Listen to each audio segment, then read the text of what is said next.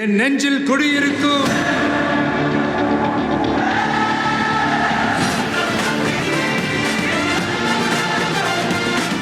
உங்க toilet cleaner bison toilet cleaner குவாலிட்டியை விட பெட்டர்னு நிரூபிச்சா உங்க மொத்த பணமும் ரீஃபண்ட். பைசன் டாய்லெட் கிளீனர் இப்போது 79 ரூபாயில்.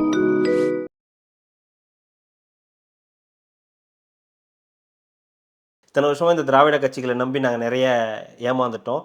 கடந்த முறை கூட நாங்கள் தேர்தலில் உங்களுக்கு நிறைய வாக்குறுதிகள்லாம் கொடுத்துருந்தாங்க. அதெல்லாமே அவங்க வந்து நிறைவேற்றலை. 2026 நீங்கள் ஆட்சிக்கு வந்தோன்னே இதெல்லாம் நீங்கள் பண்ணுவீங்க, சரி எங்களுக்கான கோரிக்கைகளை நீங்கள் நிறைவேற்றுவீங்கன்னு நாங்கள் நம்புகிறோம் அப்படின்லாம் சொல்லியிருந்தாங்க. ஒவ்வொருத்தருமே ஒவ்வொரு விஷயம் சொன்னாங்க. அதுவும் விஜய் அவர்களை குறிப்பிட்டு சில விஷயங்களை எல்லாருமே வந்து சொன்னாங்க. அதில் ஹைலைட்டான விஷயம் அப்படின்னு பார்த்தா இந்த கூட்ட நிகழ்ச்சியிலே நமக்கு தெரியும், இந்த அரேஞ்ச்மெண்ட்ஸ்லேயே தெரியும் ஒரு ஒருங்கிணைப்புனா எப்படி இருக்கணும் அப்படின்ற மாதிரியான விஷயங்களெல்லாம் வந்து திருத்திக்கிட்டாங்க அப்படின்ற விஷயம் தான். இது இப்போ கரூருக்கு அப்புறம் அவங்களுடைய நிகழ்வுகளில் ஒரு நீட் அண்ட் குட் ஆர்கனைஸ்டாக பண்ணுறாங்கன்றதான் ஒரு சரியான வார்த்தை ஆர்கனைஸ்டாக பண்ணாங்கன்றதான் அவர் சொன்னார்.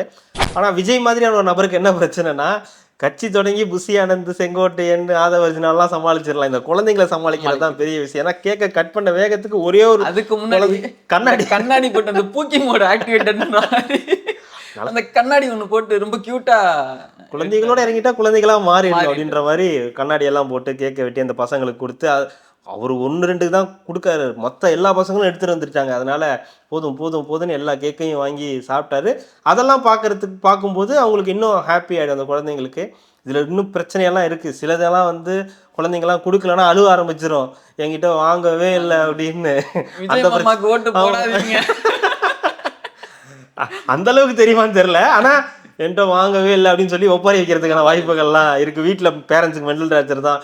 எங்கே இவங்களுக்கு பிரச்சனை வருதுன்னா, தீய சக்தி தூய சக்தின்னு சொல்லிட்டாங்க இல்லையா. தூய சக்தின்னு சொன்னோடனே கொஞ்சம் பிரச்சனை ஆயிடுச்சு. நீ எப்படா தூய சக்தியாக இருப்ப, நாங்கள் இவ்வளோ பெரிய தீய சக்தி இங்கே இருக்கும்போது நீ எப்படா தூய சக்தியாக இருக்க முடியும் அப்படின்னு ஒரு பிரச்சனை அவங்களுக்குள்ள இருக்குது. இன்னும் சேர்க்கை படலம் இன்னும் முடியலை, நடந்துக்கிட்டே தான் இருக்குது. இன்னும் சர்ப்ரைஸ்லாம் காத்திருக்கு.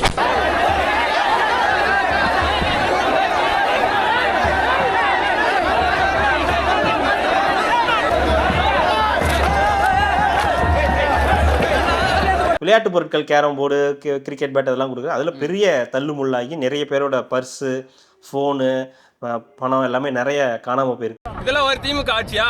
இதுதான் அரசாங்கமா? என்ன ஆட்சி நடத்துறீங்க? இதெல்லாம் ஒரு திமுக ஆட்சி, மண்ணாங்கட்டி ஆட்சி, திமுக ஆட்சி. எல்லாம் சும்மாவோட நான் செயல போட்டு கீழே அரசாங்கம் நடத்துறீங்களா இல்ல வேற என்ன நடத்துறீங்களா? 30,000 ரூபாய் போனு, மொபைல்னா சும்மா வருது. ஒரு மீட்டிங் வாங்கி நடத்த தெரியல. இது பேர் திமுக ஆட்சியா? நம்ம உதயசூரியன் உதிக்கலாம். 2026 தேர்தல் மாதம் நிச்சயம் நடைபெறும். ஒரு மயிரும் புடுங்க முடியாது திமுக பாருங்க. மொத்த இளைஞர் அநேக செயலாளரும் இங்க வந்த ஒரு ஓட்டு வாங்க முடியாது ஒருத்தனாலையும். திருடி இருக்காங்க பாருங்க. ஆமா, சான்ஸ் கிடைக்கும் போது தான் எடுக்க முடியும். கிடைக்காத போது வாலண்டியராக போய் திருடினா மாட்டிப்போம்ல. சான்ஸ் கிடைக்கும் போது தான் திருட முடியும். அதுக்காக அவங்கெல்லாம் திருடர்கள்னு சொல்லிடாதீங்க. நீங்கள் மற்றவர்களை சொல்கிறதுக்கு முன்னாடி உங்களை கொஞ்சம் பார்த்துக்குங்க. உங்களுடைய நிலை எந்த அளவில் இருக்குது. நீங்கள் ஒரு 75 வருட கட்சி, பெரிய ஆளுமை அப்படின்லாம் சொல்கிறீங்க. ஒரு அமைச்சராக இருந்து நீங்கள் இதெல்லாம் ஆர்கனைஸ் பண்ணும்போது எவ்வளோ வெல்லாக பண்ணியிருக்கணும். நீங்களே சரியாக பண்ணலை, புதுசாக கட்சியாரவங்கள்ட்ட போயிட்டு நீ வெல்லா பண்ணணும் அப்படி பண்ணணும்னு சொல்லும்போது அதெல்லாம் ஓகே. நீங்கள் பார்த்துங்க உங்களுடைய எங்கே இருக்கீங்கன்ற பொசிஷன் எங்கே இருக்குன்றத பார்த்துக்கணும். வள்ளுவர் கோட்டத்தில் ஏதோ ஒரு சம்திங் அந்த பராசக்திக்கு பழைய காலத்தில் இந்த பண்ண மாதிரி ஏதோ பண்ணி வச்சு பயங்கரமாக ஒரு கூட்டம் வந்து போயிட்டுருக்கு. ஆஹா ஓஹோ பார்த்தீங்களா, படம் வரத்துக்கு முன்னாடி அதுக்கு வந்து இப்படி ஒரு இது பில்டப். வள்ளுவர் கோட்டம் சனி ஞாயிறில் கூட்டமாக இருக்குன்னு உலகத்துக்கே தெரியும். ஏங்க உங்களுக்கு அங்கே சிவகார்த்திகேயன், ஜெயம் ரவி எல்லாம் இருக்கலாங்க. இங்கே ஒரே ஒரு பிராண்டு தான், ஒரே ஒரு பேர் தான், பார்த்துட்டு போயிட்டே இருப்பாங்க. ரெட்ரோ லுக்ஸ் நேயர்களுக்கு வணக்கம். இன்றைய கார்த்திக் விஷன் நிகழ்ச்சியில் இன்று நடந்துள்ள அந்த கிறிஸ்மஸ், சமத்துவ கிறிஸ்மஸ்ன்னு சொல்லி மகாபலிபுரத்தில் வந்து தாவேகா சார்பில் வந்து நடத்தியிருக்காங்க. அதை பற்றியும் பல அரசியல் நிகழ்வுகளை பற்றியும் விவாதிக்கலாம். வணக்கம் கார்த்திக். வணக்கம் ஜோ, எப்படி இருக்கீங்க? ஆஹா நல்லா இருக்கேன். இப்போ நம்ம பார்த்துட்டு இருந்தோம், இந்த மகாபலிபுரத்தில் பார்த்தீங்கன்னா சமத்துவ கிறிஸ்மஸ்ன்னு சொல்லி விழா கொண்டாடி இருக்காங்க. விஜய் அவர்கள் பேசினாங்க, மற்றும் பல அந்த கிறிஸ்தவ அமைப்பினர்கள் வந்து வந்திருக்காங்க, எல்லாருமே பேசினாங்க. அந்த ஈவெண்ட்டை எப்படி பார்க்குறீங்க? எல்லாரும் கொண்டாடுறாங்க. முதல் தடவையாக இவங்களும் தாவேக்காவும், ஏன்னா 2024 கட்சி ஆரம்பித்து இப்போ தான் முதல் தடவையாக வந்து கிறிஸ்மஸ் விழா கொண்டாடுறாங்கன்னு நினைக்கிறேன். கடந்த வருஷம் கொண்டாடின மாதிரி எதுவும் தெரியல.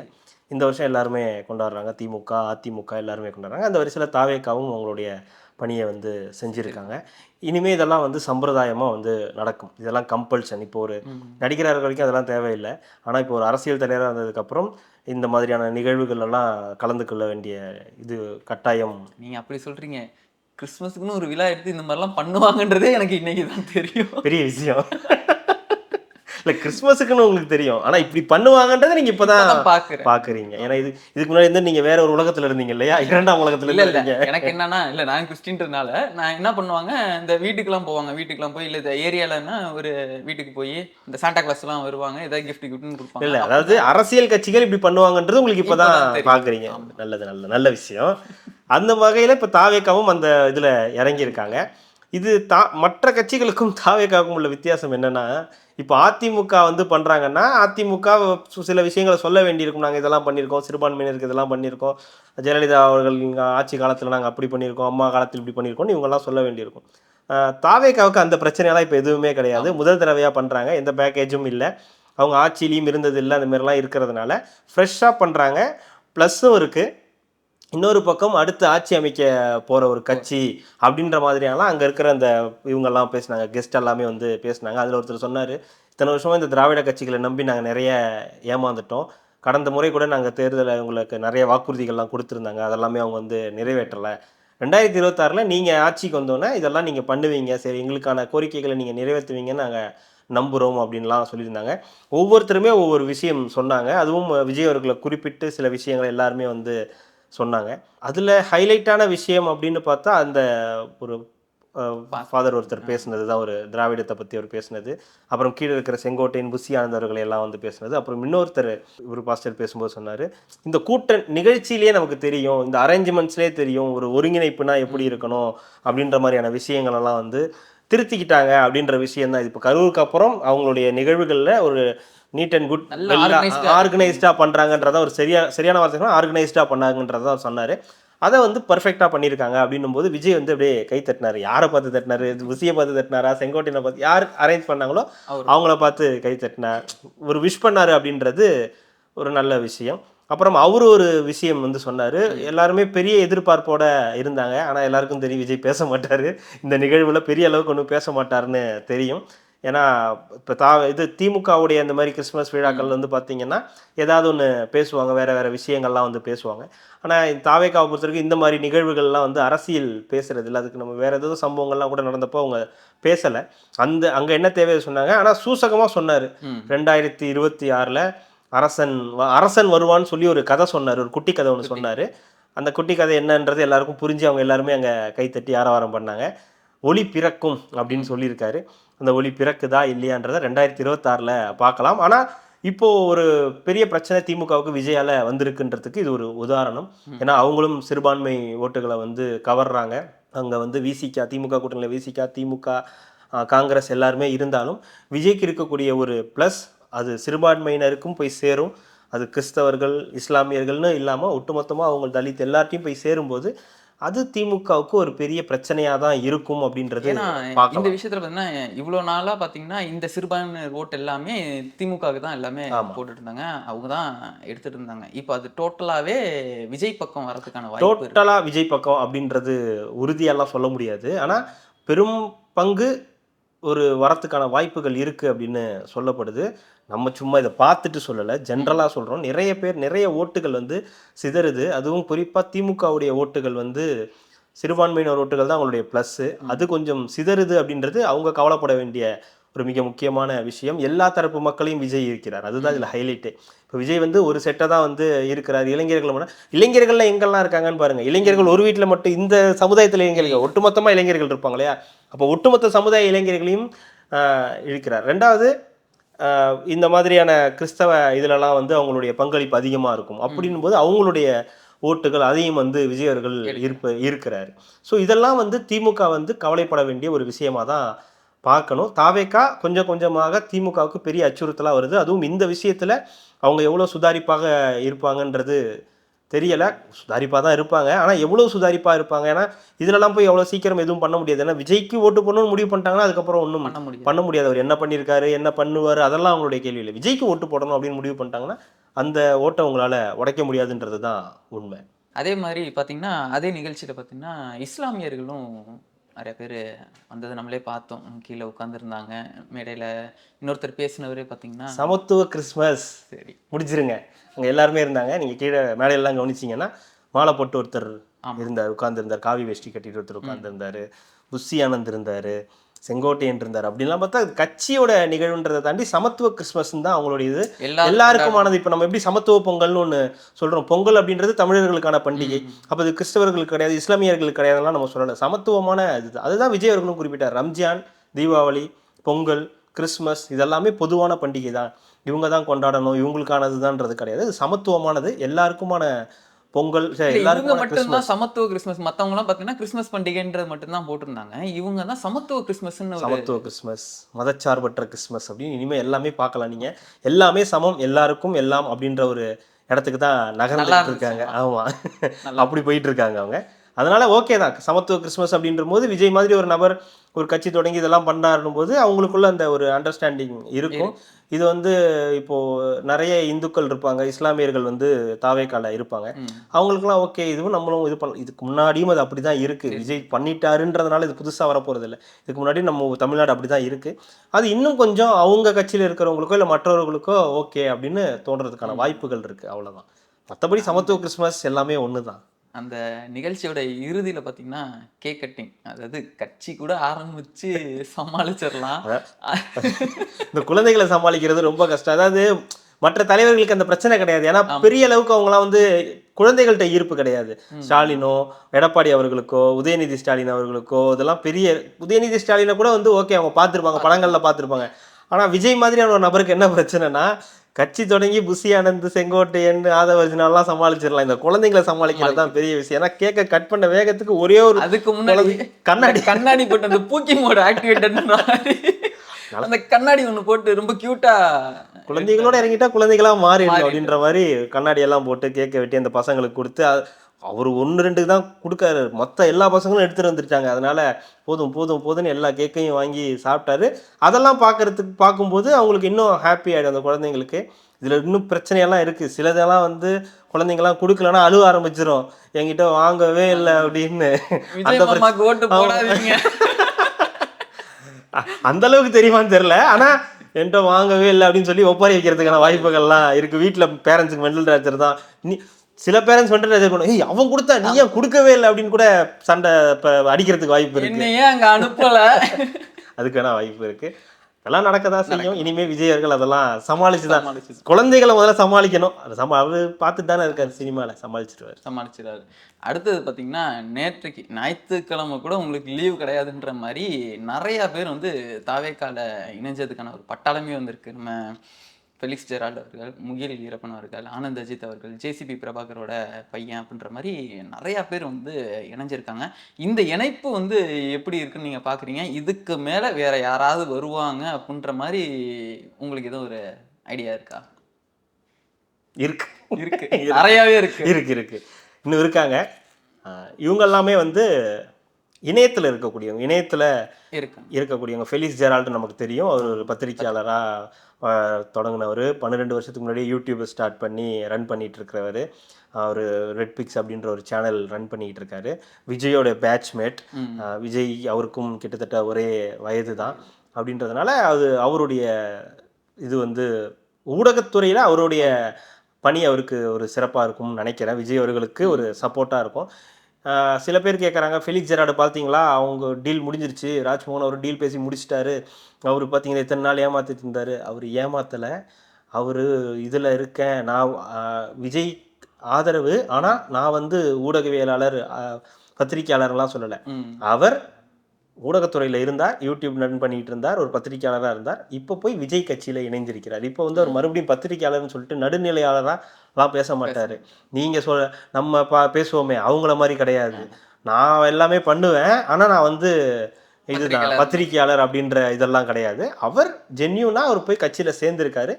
இதற்கு மேலே ஒரு நடுநிலையாக பேசினாதான் அவர் வந்து ஒருவேளை நடுநிலை பத்திரிக்கையாளர்னு ஏதாவது போட்டுக்கிட்டு இல்லை பத்திரிக்கையாளர்னு போட்டுக்கிட்டு வந்தாருன்னா தான் தப்பு. இப்போ அவருக்கு எப்படி ஒரு போஸ்டிங் கொடுத்துட்டாங்கன்னு தான் நினைக்கிறேன். அப்படி கொடுக்குற பட்சத்தில் அந்த போஸ்டிங்கில் தான் அவர் வேலை செய்வாரே தவிர ஊடகத்தில் உட்காந்து விஜய்க்கு ஆதரவாக தான் பேசுவாரே தவிர நடுநிலை பத்திரிக்கையாளராக பேச மாட்டார். அதெல்லாம் பண்ணுறதுக்கு தான் வேற ஒரு குரூப் இருக்குது, அது அவங்க பண்ணட்டும். அவர் அதை பண்ண மாட்டார். அப்படி பண்ணார்னா அதற்கும் எதிர்ப்பு உண்டு, உறுதியாக எதிர்ப்புலாம் இருக்குது. முகில் வீரப்பன் அவர்கள் அவரும் வந்து இணைஞ்சிருக்கார். ஆமாம், அவர் வந்து சொன்னார் இந்த மாதிரி இணைஞ்சிருக்கேன் அப்படின்றத சொன்னார். அது ஒரு வேற ஒரு இதுவாக பண்ணலான் இருந்தோம், ஆனால் அதுக்குள்ளே அது வெளியில் வந்துருச்சுன்றதுனால அதை பண்ண முடியல. பட் ஆனால் ஓகே, அவர் இணைஞ்சிட்டார். இன்டர்வியூவும் கொடுக்குறேன்னு இருக்காரு, வருவாருன்னு நினைக்கிறேன், வந்தால் பேசலாம். அப்புறம் ஜேசிடி பிரபாகர் அவருடைய மகன் வந்து சேர்ந்திருக்கிறார்.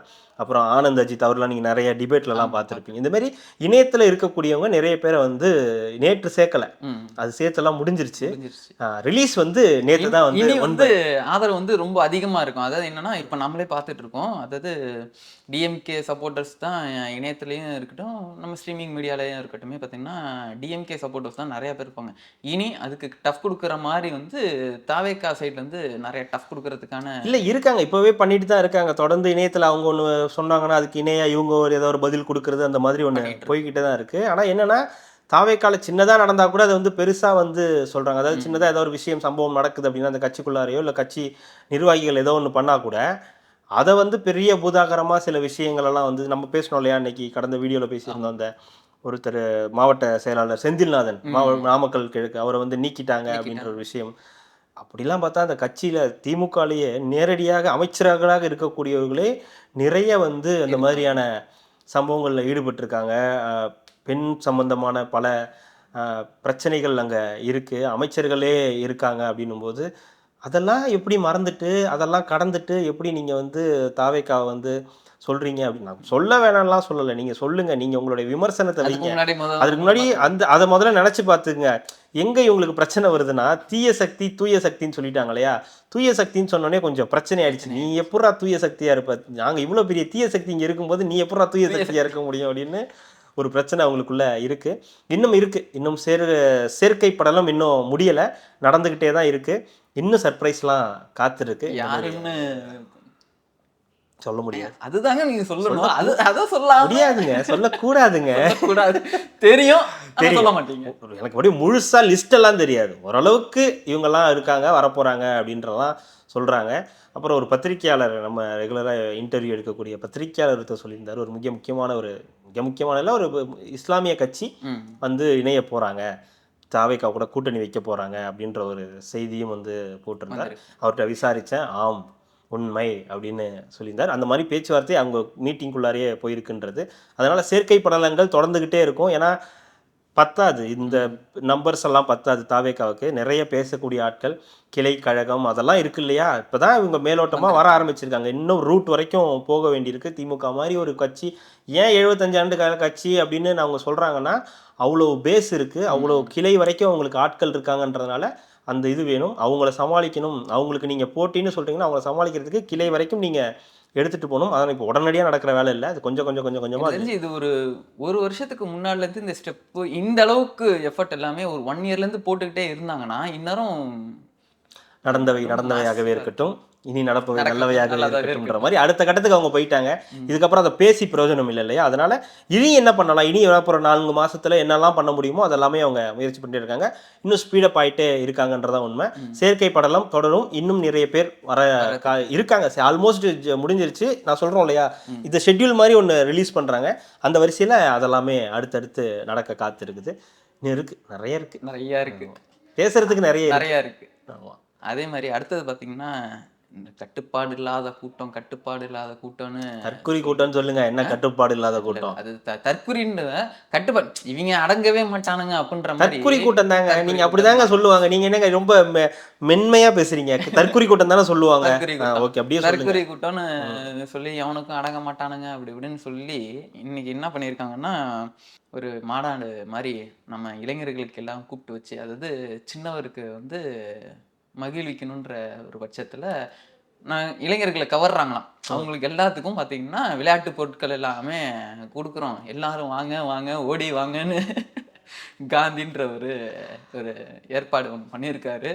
ஒரு குட்டி ஸ்டாம்பேடுக்கு வந்து வழிவகுத்து கொடுத்துருக்காருன்னு வச்சுக்கலாம். கதறாங்க ஏன்டா உயிர் போனுச்சுன்னா நீயா பொறுப்புன்ற மாதிரி கதறாங்க. அதை எப்படி பாக்குறீங்க? ராணிப்பேட்டையில் சோளிங்கர்ன்ற ஊரில் அமைச்சர் காந்தி அவர்கள் ஏற்பாடு செய்த ஒரு கூட்டம். என்னன்னா, துணை முதலமைச்சர் அவர்களுடைய இந்த பிறந்த நாள் அதெல்லாம் முடிஞ்சிருச்சு இல்லையா, அதை தொடர்ந்து அவங்க செஞ்சுக்கிட்டே இருப்பாங்க. புரியல, விட்டுருங்க, அது புரியாது. இல்ல ஒரு பிறந்த நாள் ஆயுத பூஜை அன்னைக்கு தான் கொண்டாடணும்னு ஏதாவது இருக்கா? அடுத்தடுத்து கொண்டாடுவாங்களே. ஆயுத பூஜைக்கு ஆட்டோக்காரங்களாம் பார்த்தீங்கன்னா அன்னைக்கே கொண்டாட மாட்டாங்க. 10 நாள் 15 நாள் 20 நாள் அவங்களுடைய விருப்பத்துக்கு ஏற்பதான் கொண்டாடுவாங்க. அந்த மாதிரி கட்சிக்காரங்களும் ஆயுத பூஜை கொண்டாடுறது. ஐயோ, நீங்க பிறந்த நாள் ஒவ்வொரு வருஷம் ஃபுல்லா கொண்டாடுவீங்க. ஏங்க நம்மளும் அரசியல் தலைவர்களும் ஒன்னாங்க.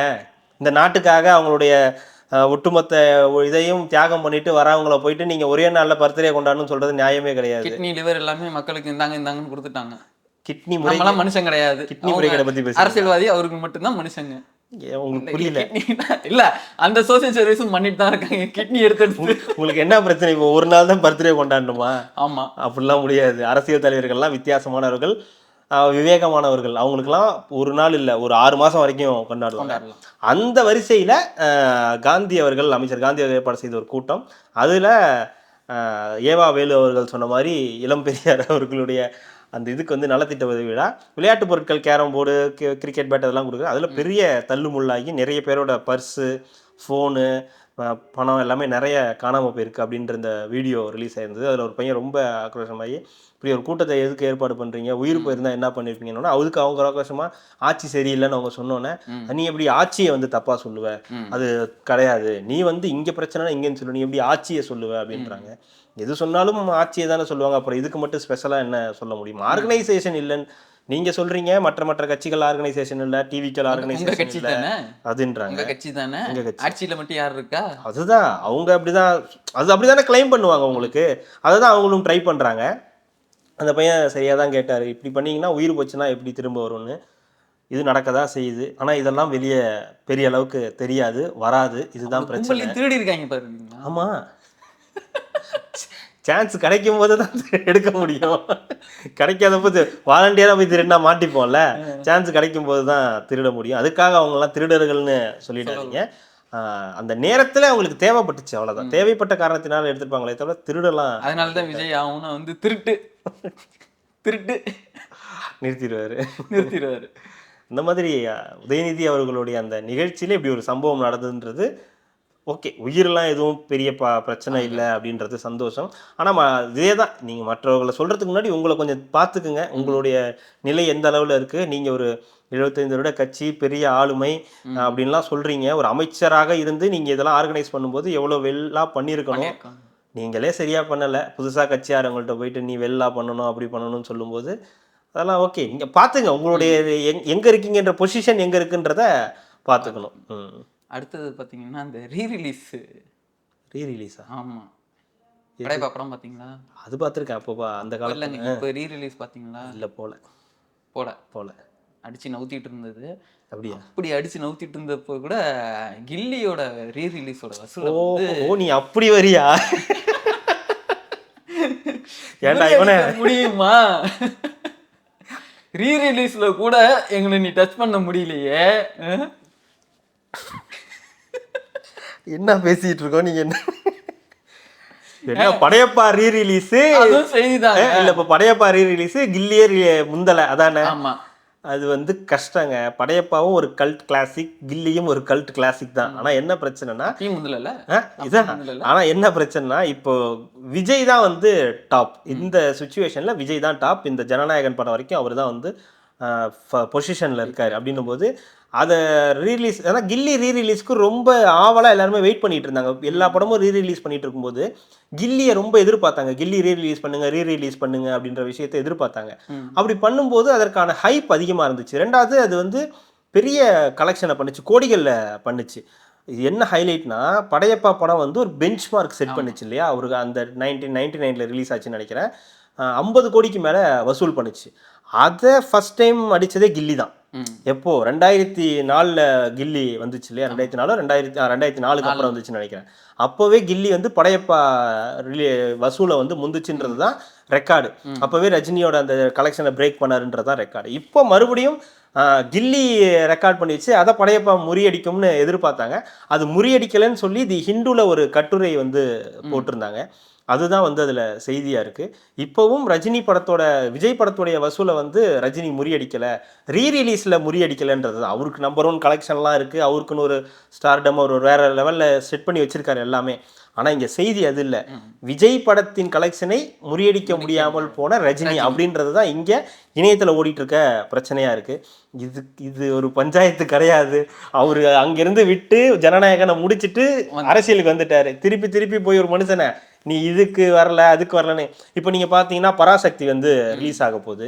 வள்ளுவர் கோட்டத்தில் ஏதோ ஒரு சம்திங் அந்த பராசக்திக்கு பழைய காலத்தில் இந்த பண்ண மாதிரி ஏதோ பண்ணி வச்சு பயங்கரமாக ஒரு கூட்டம் வந்து போயிட்டுருக்கு. ஆஹா ஓஹோ பார்த்தீங்களா, படம் வரத்துக்கு முன்னாடி அதுக்கு வந்து இப்படி ஒரு இது பில்டப்.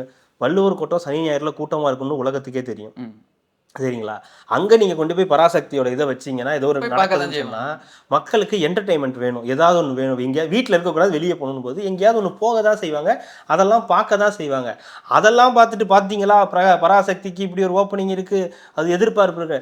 ஏங்க உங்களுக்கு அங்கே சிவகார்த்திகேயன், ஜெயம் ரவி எல்லாம் இருக்கலாங்க, இங்கே ஒரே ஒரு பிராண்டு தான், ஒரே ஒரு பேர் தான், பார்த்துட்டு போயிட்டே இருப்பாங்க. நீங்க நல்லா இல்லாத படம் இப்போ நீங்க ரீசெண்டா அது எப்படின்னா அவங்க எல்லாம் நடிகர்னா கூட்டம் கூட தான் செய்யும். இல்ல ரீசெண்டா வந்து ஏதாவது ஒரு விஜய் படம் சொல்லுங்க, சூப்பர் டூப்பர் ஹிட்லாம் கிடையாது, சுமாரான படம் தான். வாரிசே வச்சுக்கோங்களேன், சுமாரான படம் தான், ஆனால் கலெக்ஷன் வைஸ் அது பயங்கரமான ஒரு ஹிட்டு தான். அதுக்கப்புறம் லியோவும் வந்துச்சு, ஃபேன்ஸுக்கு ரொம்ப பிடிச்ச படம் லியோ. ஆனால் ஆடியன்ஸாக பொதுமக்களாக போய் கவர்ந்துச்சான்னு கேட்டால் பெருசாக இருக்காது. அது ஏதோ விஜய் படத்தில் ஏதோ ஒரு மிஸ்ஸிங், ஏன்னா ஆடியன்ஸாக போய் பார்க்கும்போது அவங்களுக்கு ஒரு இது இருக்கும். ஆனால் அதுவும் கலெக்ஷனில், ஏன்னா அந்த பேருக்காக படம் போயிடும் அவங்களுக்கு. விஜய் அப்படின்ற பேருக்காக போய் பார்த்துருவாங்க. நல்லா இல்லையா அப்போ போய் என்னன்னு போய் பார்த்துட்டு ஏன்னா நல்லா இல்லைன்னா போகக்கூடாதுல்ல. அவன் என்ன பண்ணுவான், நல்லா இல்லையா இருந்தாலும் ஒரு தடவை போய் பார்த்துட்டு வந்துருமே, என்னதான் நல்லா இல்லைன்னு பார்க்கறதுக்காக வந்து ஒருத்தன் போறால ஒரு தடவை. அதுதான் விஜய் கிரியேட் பண்ணி வச்சிருக்க ஒரு ஆடா. ஸோ அதனால இந்த கலெக்ஷன் இதெல்லாம் விஷயம் கிடையாது. இப்போ இந்த பராசக்திலையும் அரசியல் நடக்குதுன்றது பார்க்குற எல்லாருக்கும் தெரியுது. 10ஆம் தேதி நீங்கள் ரிலீஸ் பண்ண போகிறேன், 14ஆம் தேதி டேட்டை வச்சு நீங்கள் 10ஆம் தேதி ரிலீஸ் பண்ணுறீங்கன்னா அப்போ அரசியல் காரணங்கள் இருக்க தான் செய்யுதுன்றது உலகத்துக்கே தெரியுது. ஸோ நீங்கள் தேட்டர்ஸை கம்மியாக கொடுப்பீங்க, நீங்கள் காவலன் மாதிரியே மீண்டும் ஒரு பிரச்சனை பண்ணுவீங்கன்னா நடக்கட்டும். அந்த காவலன் பிரச்சனையப்போ அவர் உங்களுக்கு எதிராக அதிமுகவிடம் போய் கூட்டணி அப்படின்னு சொல்லி மக்கள் இயக்கம் பேசிச்சு. இப்போ நீங்க எதனா ஒன்று பண்ணீங்கன்னா இப்போ அதிமுக கூட தேவையில்லை, தனிக்கட்சியே வச்சிருக்காரு. அது உங்களுக்கு தான் பாதிப்பு. எங்களுக்கெல்லாம் பெரிய அளவுக்கு பாதிப்பு இல்லைன்னு இருந்துச்சுன்னா சிறிய பாதிப்பாவது உங்களுக்கு அவர் ஏற்படுத்துவார் இல்லையா, அதுவும் உங்களுக்கு பாதிப்பு தானே. அப்படின்றதுனால ரீரிலீஸ் படங்கள் பிரச்சனைகள்லாம் விட்டுட்டு மக்கள் பிரச்சனைகளுக்கு வந்துடுறது தான் நமக்கு மரியாதைன்னு நினைக்கிறேன். இல்லை இது சொல்லலாம்னு பார்த்தேன் நான். சொல்லுங்க. கில்லி படம்னு சொன்னேன்னா அந்த அர்ஜுனர் வில்லு ஹரிச்சந்திரன் அந்த சாங் அப்படியே ரீக்ரியேட் பண்ண மாதிரி ஒரு வைபான ஒரு சாங் ஒன்று கேட்டேன். கட் பண்ணிக்கலாமா? நிறுத்திடுவோம்டா. இது இந்த கந்தன் மலையா? இந்த கந்தன் மலை ஏங்க நீங்க தான் வச்சுக்கிட்டே இருக்கீங்களா இந்த திமிருடா. நீங்க வச்சு வைப் பண்ணி விட்டு அது தேவையில்லாம அந்த பாட்டு மண்டக்குள்ள ஓடிட்டு இருக்க மாதிரி இருக்குது. பாருங்க நம்ம தர்ம போராளி எவ்வளவு முன்னேறி இருக்காருன்னு. சும்மா இருங்க, அப்போ முடிச்சுக்கலாம். தயவு செய்து முடிச்சிருங்க. நன்றி வணக்கம். நன்றி வணக்கம். என் நெஞ்சில் குடியிருக்கும்